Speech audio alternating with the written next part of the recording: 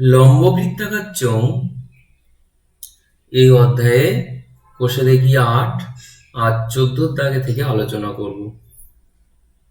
একটি দুই মুখ খোলা লোহার লম্ব বৃত্তাকার ফাঁপা চোঙের উচ্চতা ২.৮ মিটার। তাহলে আমি একটু ছবিটা আঁকবো। আমরা যে সিমেন্টের পাইপের কথা বলেছিলাম, ভেতরে ফাঁপা, এখানে লোহার বলা হয়েছে। তো তার মানে এই যে এতটা মনে করো পুরু। তাহলে বলছে চোঙটির উচ্চতা হচ্ছে ২.৮ ডেসিমিটার। আচ্ছা, এখানে বাকিগুলো দেখতে পাচ্ছি এটা মিটারে আছে, এগুলো ডেসিমিটারে আছে, তাহলে সবগুলো আমার ডেসিমিটারে করে নিতে হবে। তাহলে এখানে লিখবো চোঙটির উচ্চতা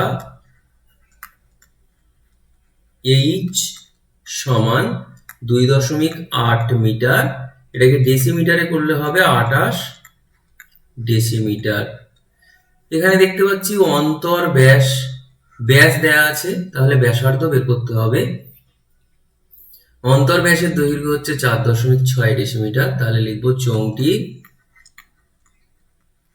অন্তর ব্যাসার্ধের দৈর্ঘ্য, আমি মনে করছি এটা ছোট হাতের আর, এটা সমান হচ্ছে ৪.৬/২। তাহলে এটা কত হবে ২.৩ ডেসিমিটার। দেখো আমার এখানে বহির ব্যাসের দৈর্ঘ্য বের করতে বলেছে, তো আমি বহির ব্যাসার্ধ ধরে নেব। চোঙটির বহির ব্যাসার্ধের দৈর্ঘ্য ক্যাপিটাল আর ডেসিমিটার ধরি। তাহলে বলা হয়েছে চোঙটি ৮৪.৪৮ ঘন ডেসিমিটার লোহা দিয়ে তৈরি, তার মানে আয়তন দেয়া রয়েছে। তাহলে লিখবো অতএব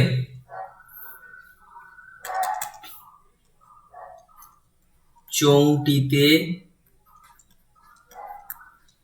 লোহা আছে, তার মানে এই যতটা পরিমাণ লোহা আছে তার আয়তন pi capital R square minus small R square into H ঘন ডেসিমিটার। তো এইখানে পাইয়ের জায়গায় আমি ২২/৭ বসাবো, আর ক্যাপিটাল আর জানি না, কিন্তু স্মল আর আমার জানা, সেটা হচ্ছে ২.৩। আমি এই বন্ধনীটা বরং দ্বিতীয় বন্ধনী দিয়ে দিই। তাহলে এটা হচ্ছে ২.৩ হোল স্কোয়ার ইন্টু এইচ ঘন ডেসিমিটার। তাহলে পাওয়া যাবে ২২/৭ ইন্টু আর স্কোয়ার মাইনাস ২৩ স্কোয়ার করলে কত হয়। আচ্ছা, এখানে একটা জায়গায় লিখতে হবে পাই সমান ২২/৭, এটা বসানো হয়েছে, এটা ডান দিকে লিখতে হবে, আমার জায়গা নেই, আমি বাম দিকে লিখলাম। আর ২.৩ এর হোল স্কোয়ার, তার মানে হচ্ছে ৩ ৩ ৯, ৬ ৬ ১২, ২ হাতে ১, আর ২ দিয়ে ৪ ৫২৯, তার মানে হচ্ছে 5.29 ইন্টু এইচ ঘন ডেসিমিটার। এবার ওরা আয়তন বলে দিয়েছে ৮৪.৪৮ ঘন ডেসিমিটার। তাহলে লিখবো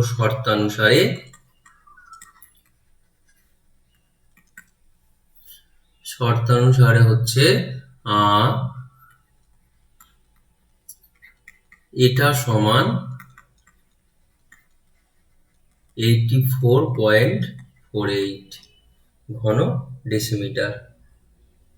তাহলে এইখানে থেকে আর স্কোয়ার, ও এইচ এর মানটা বসানো হয়নি, আচ্ছা হোক, এখানে বসাই। তাহলে আমি বরং এইচ এর মানটা এখানে মান যখন বসিয়েছি তাহলে এখানে একটু বসিয়ে দিই। হ্যাঁ, তাহলে এখানে এইচ এর মান কত ছিল যেন?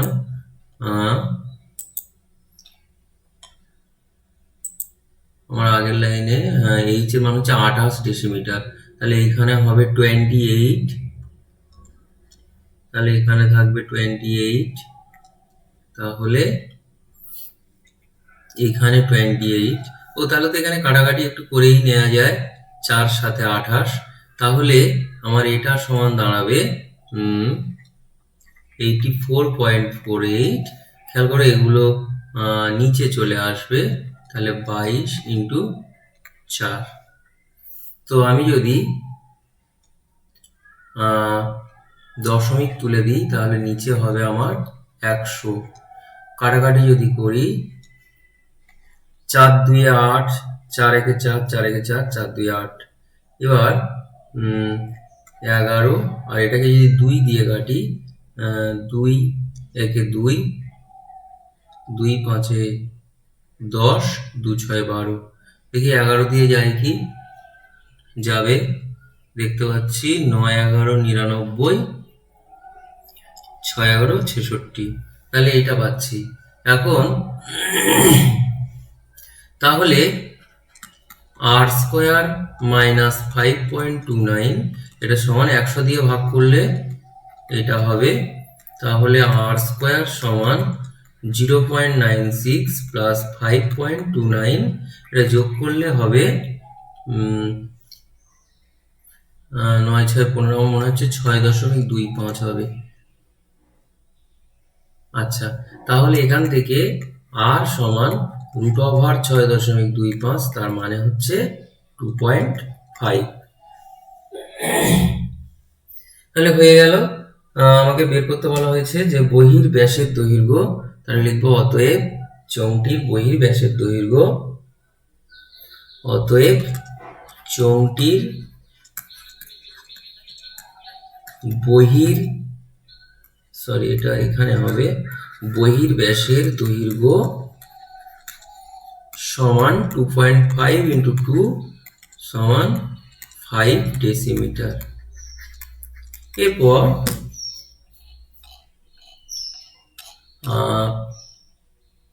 15 দাগে একটি লম্ববৃত্তাকার চোঙের উচ্চতা উহার ব্যাসার্ধের দ্বিগুণ। আচ্ছা, এই প্রশ্নটা খুব ভালো প্রশ্ন, পরীক্ষা আসে। তো উচ্চতা ব্যাসার্ধের দ্বিগুণ, যদি উচ্চতা 6 গুণ হতো তবে চোঙটির আয়তন এত ঘন ডেসিমিটার বেশি হতো। তাহলে আমি এখানে ধরে নেব, মনে করি চোঙটির ব্যাসার্ধের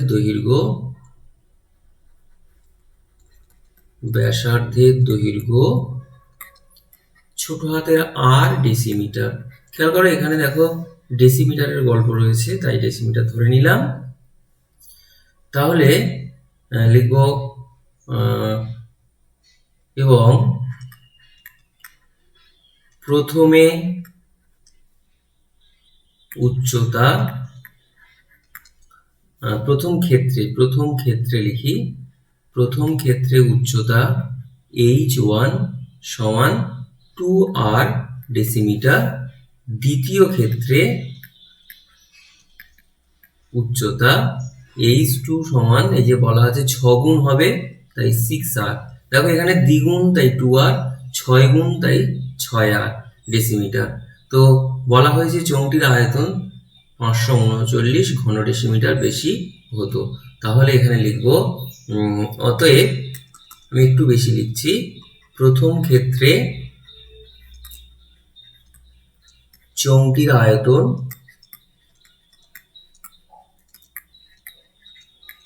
তোমার পাই আর স্কোয়ার, মানে এটা স্কোয়ার, সরি আর তো আমার চেঞ্জ হয়নি, পাই আর স্কোয়ার এইচ মানে হচ্ছে এখানে h1 এত ঘন,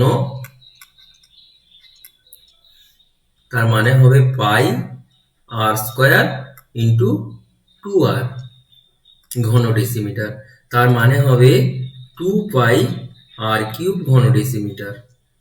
ঠিক একইভাবে দ্বিতীয় ক্ষেত্রে চোঙটির আয়তন সমান পাই আর স্কোয়ার H2 ঘন ডেসিমিটার।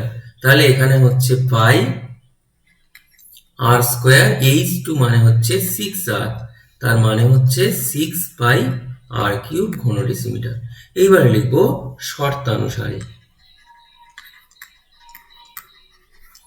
শর্তানুসারে ওরা বলে দিয়েছে এই দুটো আয়তন বিয়োগ করলে আমার 639 বা 539 কিছু একটা হবে, একটু দেখে নাও। 539 ঘন ডেসিমিটার হবে। তাহলে 539, তো এইখানে থেকে দেখো 6 পাই আর কিউব থেকে 2 পাই আর কিউব বাদ দিলে 4 পাই আর কিউব, এটা সমান 539। তো এখানে যদি পাইয়ের মান বসিয়ে দিই 22/7, তাহলে এখানে ছোট্ট করে লিখে দেব পাই সমান 22/7। এরপর তাহলে এখান থেকে আর কিউব সমান কি বেরোবে না 539 ইন্টু 7, নিচে হবে 4 ইন্টু 22। এবার কাটাকাটিটা করতে হবে। 11 2 22, আর এটা যদি 11 দিয়ে কাটি 4 11 44, 9 11 99। তাহলে খেয়াল করো আর কিউব সমান এই যে 49/7, তার মানে অ্যাকচুয়াল আর সমান, আচ্ছা আমি না আরেক লাইন বেশি লিখছি, 49কে দুটো 7 আর একটা 7 ছিল, আর এখানে এরকম লেখা যায়, তার মানে আর সমান একটা 7 একটা 2। তো আমাদের বের করতে বলা হয়েছে চোঙটির উচ্চতা কত, হিসাব করে লিখি। অতএব চোঙটির উচ্চতা, তোমার এখানে H1 আমরা ধরেছিলাম, এটা সমান হচ্ছে 2 ইন্টু এটা, তার মানে হচ্ছে আচ্ছা 7 ডেসিমিটার হয়ে গেল। এর পরের প্রশ্ন,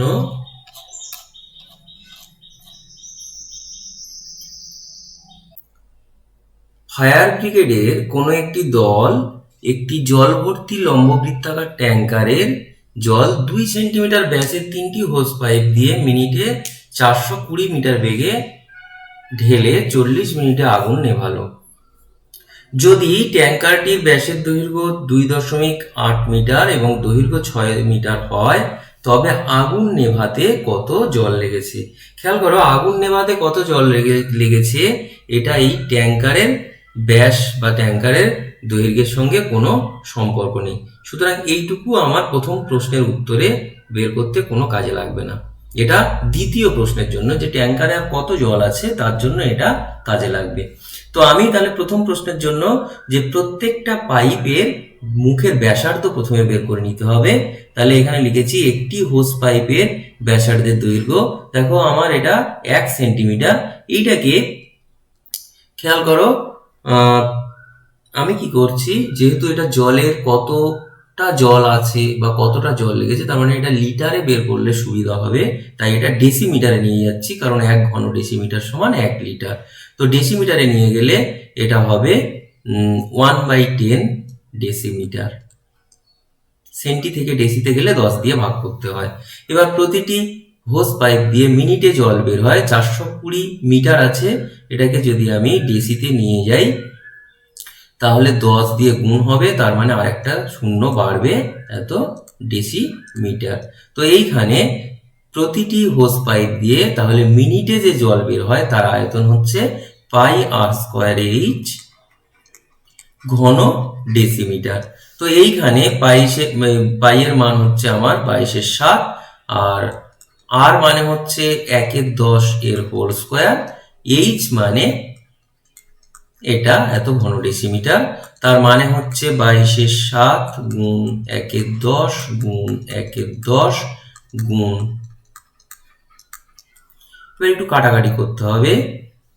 খেয়াল করো, 10 দিয়ে কাটাকাটি করলে এটা হবে 420, আবার 10 দিয়ে কাটলে এটা হবে 42, 7 দিয়ে কাটলে এটা হবে 6।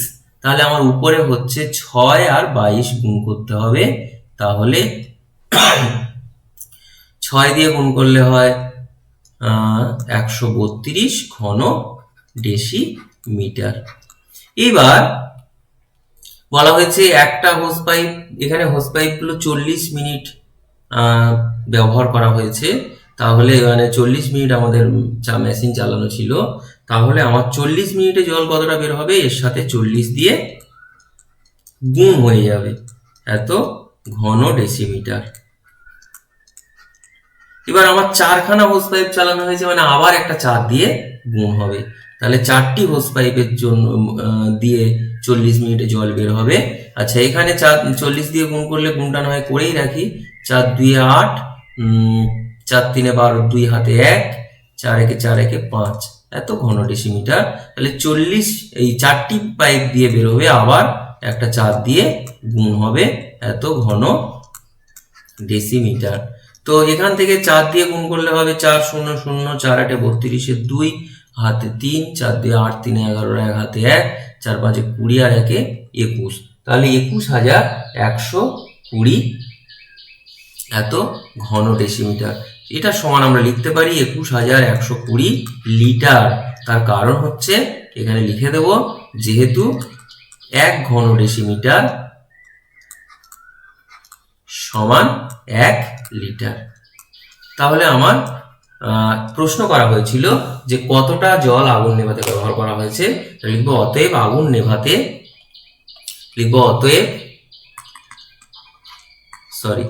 আগুন নেভাতে আমার 21,120 লিটার জল ব্যবহার করা হয়েছে। এইবার প্রশ্ন ছিল যে ট্যাঙ্কারে আর কতটা জল আছে, তার মানে আমাদের ট্যাঙ্কের আয়তন বের করতে হবে। তাহলে সেটাও আমি ঘন ডেসিমিটারে বের করব, করলে আমার সুবিধা হবে। তাহলে ট্যাঙ্কারটির ব্যাসার্ধের দৈর্ঘ্য 1.4 মিটার, মিটার থেকে ডেসিমিটারে যেতে গেলে 10 দিয়ে গুণ, তাহলে 14 ডেসিমিটার। আচ্ছা, ট্যাঙ্কারটির দৈর্ঘ্য 6 মিটার, আমি 6 মিটারকে আবার ডেসিমিটারে নিয়ে গেলে 60 দিয়ে গুণ করে দেবো, হয়ে গেল।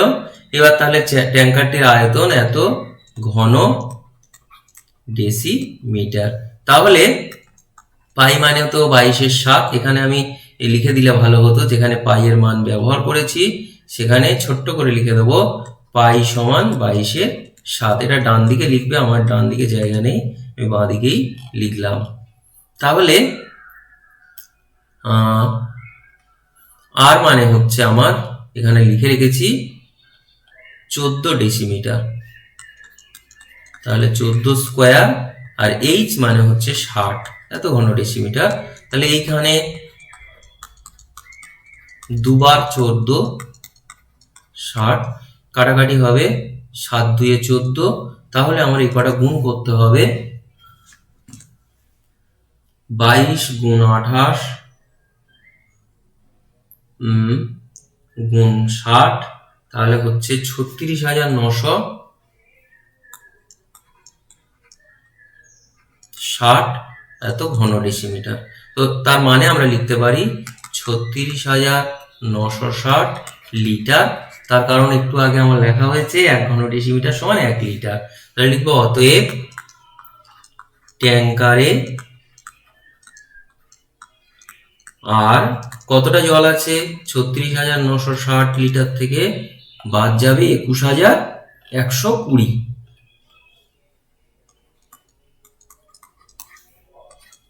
এত লিটার সমান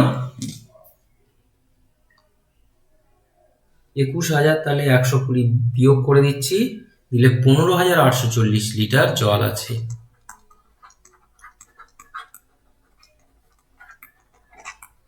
হয়ে গেল। এটা লিটারে হিসাব করলে ভালো হয়। বেশ, এরপরে পরবর্তী প্রশ্ন 17 দাগ বলেছে 17.5 সেন্টিমিটার ব্যাসের 4টি লম্ববৃত্তাকার ঢালাই পিলারের চারিপাশে 3.5 সেন্টিমিটার পুরু বালি সিমেন্টের প্লাস্টার করতে হবে। তো এইখানে যে গল্পটা আমি পড়লাম সেই অনুযায়ী আমার যদি ছবি আঁকতে হয় তাহলে এটা কিন্তু একটা ফাঁপা চোঙের গল্প রয়েছে। খেয়াল করো, প্লাস্টার হবে মনে করো এই এরকম এতটা অংশ, আর আমার প্রথমে পিলারটা হচ্ছে এইটা, এর বাইরে থেকে প্লাস্টার হচ্ছে। সুতরাং আমার যে প্লাস্টারে মশলা লাগবে তার আয়তন যদি বের করতে হয় তাহলে আমরা ফাঁপা চোঙের ক্ষেত্রে যে সূত্র ব্যবহার করেছিলাম সেই সূত্র ব্যবহার হবে। তো এখানে বলা হয়েছে 17.5 সেন্টিমিটার ব্যাস, তাহলে এই ভিতরের অন্তর ব্যাসার্ধের দৈর্ঘ্য বের করতে গেলে 17.5কে 2 দিয়ে ভাগ করতে হবে। আর যেহেতু তার বালি সিমেন্টের প্লাস্টারের থিকনেস হচ্ছে 3.5, তাহলে বহির ব্যাসার্ধ যদি বের করতে চাই তাহলে ওর সাথে 3.5 যোগ করতে হবে।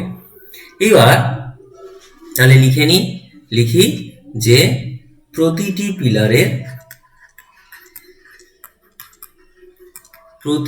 পিলারের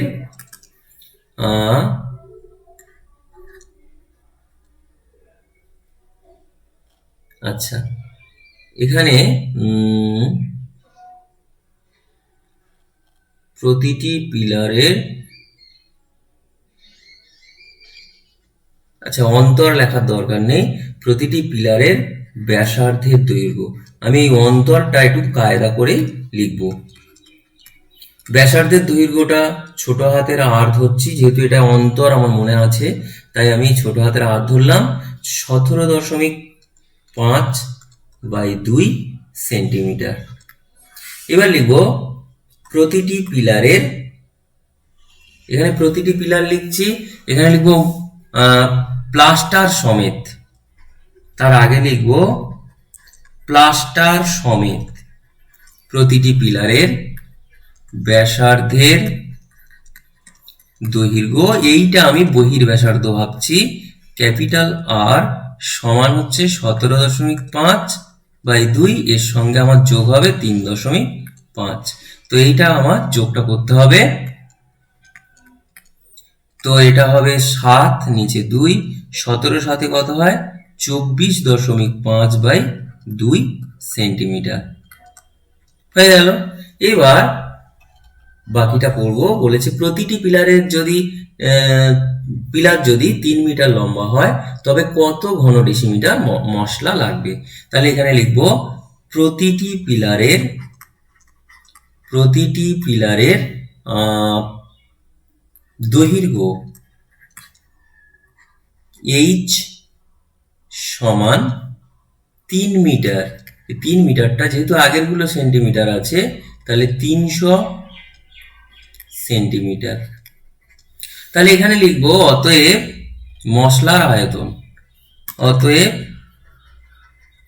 প্লাস্টার বা মশলার আয়তন মানে কতটা মশলা লেগেছে তার আয়তন হচ্ছে আমার পাই এটা ইন্টু এইচ ঘন। আচ্ছা আমি সেন্টিমিটার লিখছি, এখানে কি ডেসিমিটার? 1 সেকেন্ড, আমার উত্তর চেয়েছে আবার ডেসিমিটারে, তাহলে আমি সেন্টিমিটার গুলো আমার সব ডেসিমিটারে নিয়ে যেতে হবে। আমি সবগুলোকে ডেসিমিটারে যদি নিয়ে যাই, সেন্টি থেকে প্রথমটা 17.5/2, একে যদি ডেসিমিটার করতে চাই আমার 10 দিয়ে ভাগ হবে, তাহলে 17.5, একে আবার তাহলে নিচে হবে 20, এত ডেসিমিটার।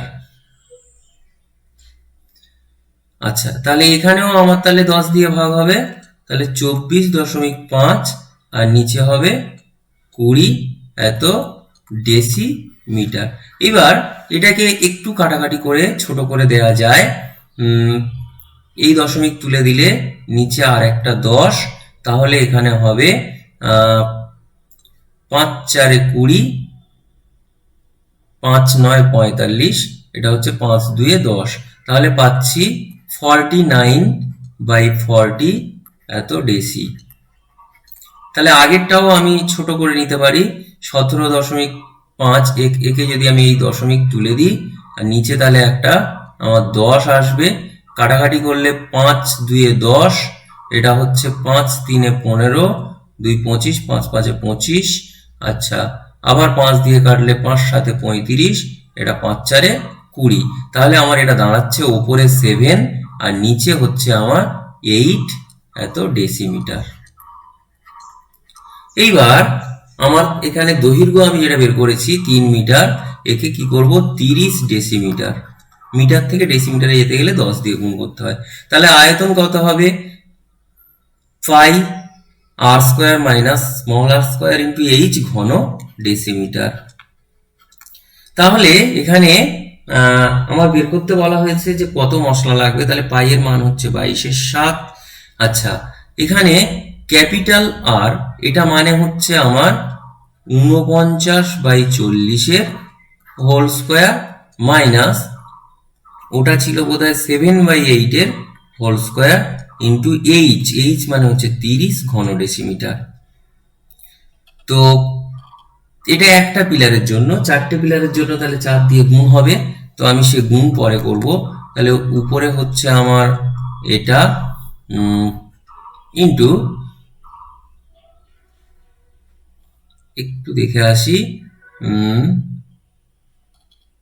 তাহলে আমার 49 হোল স্কয়ার করলে 49 হোল স্কয়ার করলে কত হয় একটু লিখি দেখি,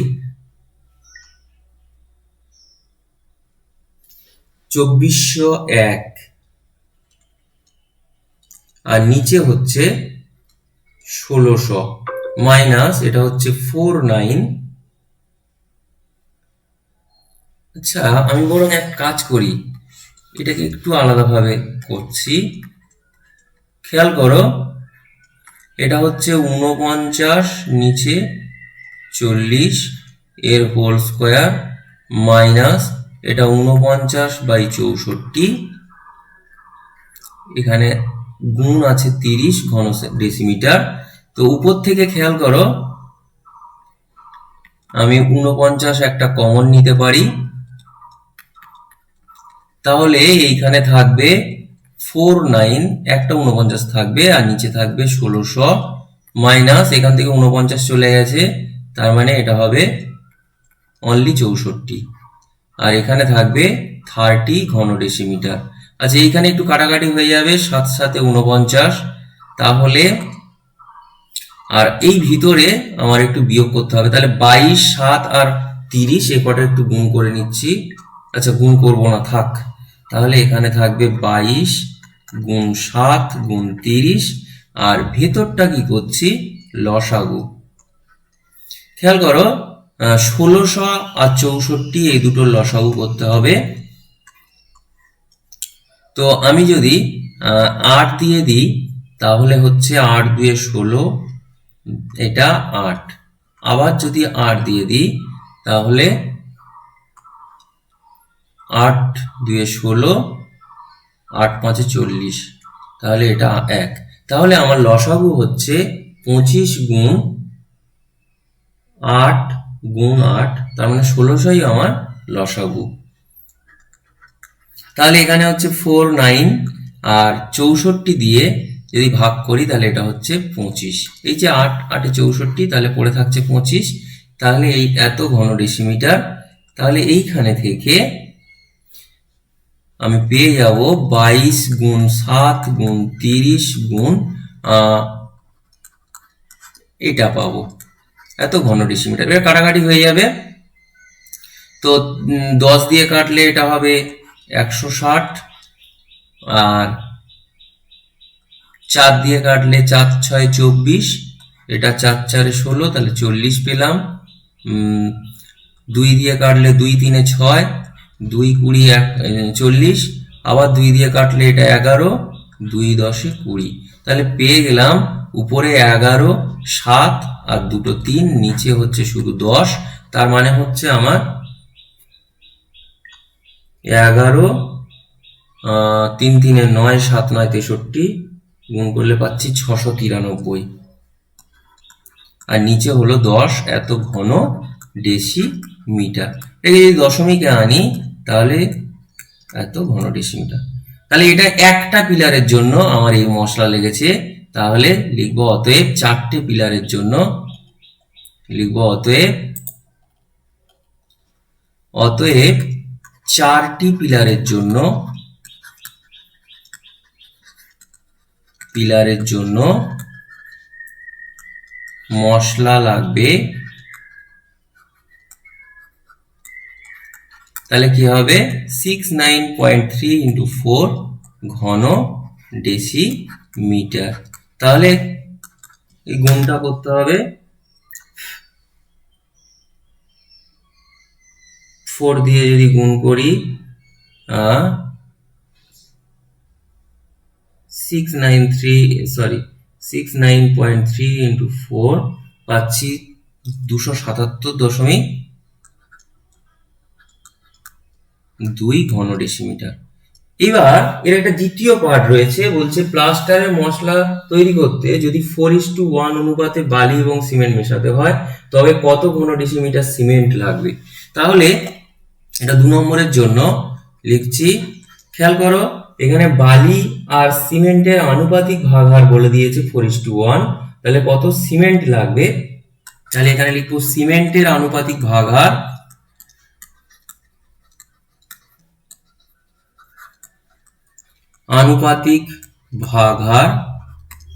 এটা কত হবে না, দেখো 1 এর নিচে 4 + 1 তাহলে হচ্ছে 1 এর 5। তাহলে লিখবো অতএব সিমেন্ট লাগবে তাহলে 277.2 × 1 এর 5। তাহলে এটাকে 5 দিয়ে ভাগ করতে হবে। তো একে 5 দিয়ে আমি এমনি নরমাল ভাগ করছি।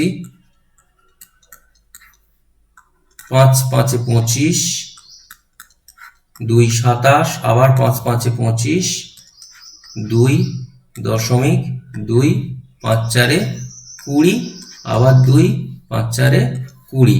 তার মানে দাঁড়ালো 54.4444 ঘন ডেসিমিটার হয়ে গেল। এরপর 18 দাগ এটা দিয়ে আজকে শেষ করব।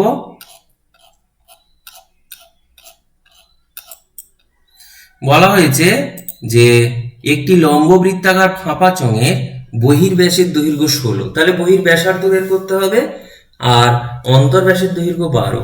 তাহলে এখানে লিখি যে আচ্ছা তার আগে এগুলো সব সেন্টিমিটারে আছে।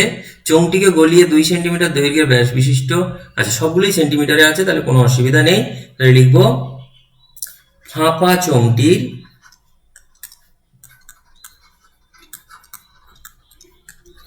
বহির ব্যাসার্ধের দৈর্ঘ্য। এখানে বলে দেওয়া হয়েছে যে ফাঁপা চোঙটির বহির ব্যাস হচ্ছে 16, তাহলে ব্যাসার্ধ হচ্ছে আমার 16/2 তাহলে 8 সেন্টিমিটার। ফাঁপা চোঙটির অন্তর ব্যাসার্ধের দৈর্ঘ্য স্মল আর, এটা সমান হচ্ছে 12/2 সমান 6 সেন্টিমিটার গেল। এবার চোঙটির উচ্চতা হচ্ছে 36, তাহলে ফাঁপা চোঙটির উচ্চতা h সমান 36 সেন্টিমিটার। তাহলে লিখবো অতএব ফাঁপা চোঙটির আয়তন, যেহেতু গলানোর গল্প রয়েছে তাহলে আমার আয়তন বের করতে হবে। তাহলে আয়তন হচ্ছে পাই,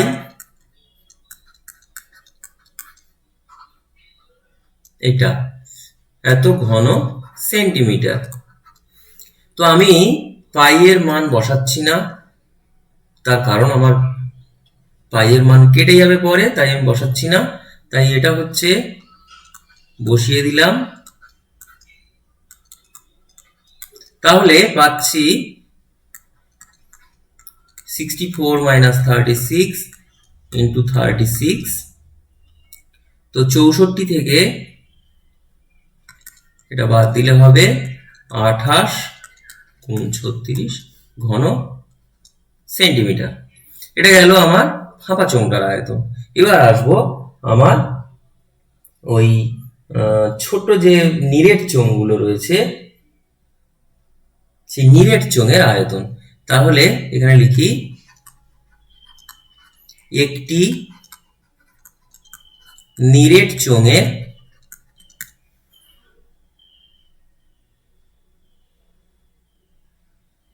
ব্যাসার্ধের দৈর্ঘ্য।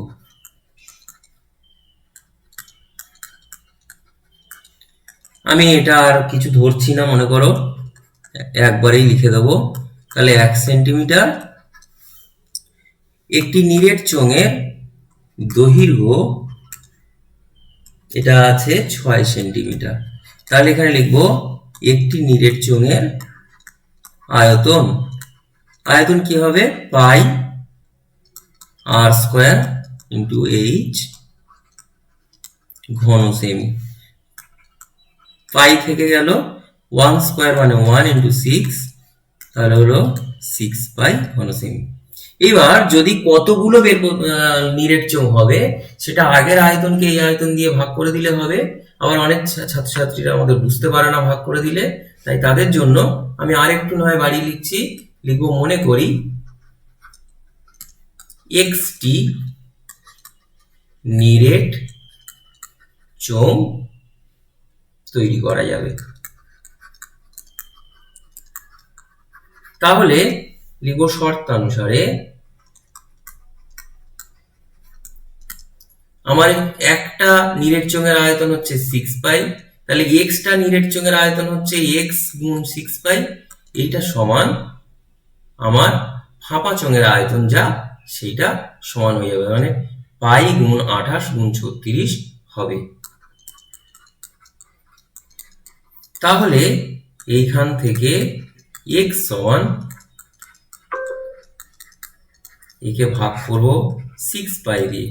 দেখো পাই আর পাই কেটে যাবে, 6 দিয়ে 6 6 36। তাহলে কটা পাচ্ছি? 6 8 48 এর 8 হাতে 4, 6 দিয়ে 12 আর 4 16। তাহলে 168 খানা নিরেট চোঙ পাওয়া যাবে। তাহলে আজ এখানে শেষ করছি।